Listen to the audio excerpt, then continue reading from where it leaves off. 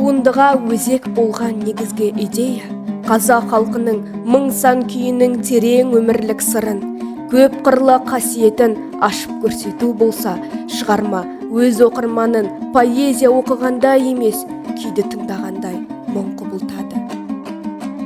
Арқа төсінен бастап Алатауға беттеген Кене ханның ордасы көрініс табады. Қазақтың арыстаны атанған Абылайдың ұрпағын сыйлаған қалың жұрттың келуін шынайы бейнеленсе, ханның ордасына Сарүйсін руынан шыққан күйші жігіттің 99 зарлы, ащы, тәтті күйлері хан ордасына жиналған халыққа қуаныш пен шаттық, рахат пен ләззат сыйлағаны анық.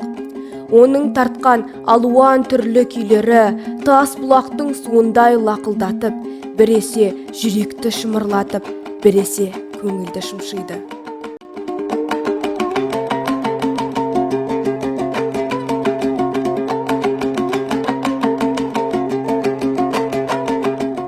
Осындай естіген жанды тылсымдай баурайтын киелі өнер иесі, күйшіге хан Кененің қарындасы Қарашаштың көзі түсуі, Қарашаш пен күйші арасындағы терең психологиялық тартыс, ғашықтық сезімдерінің алапат шарпысуы қалай аяқталады?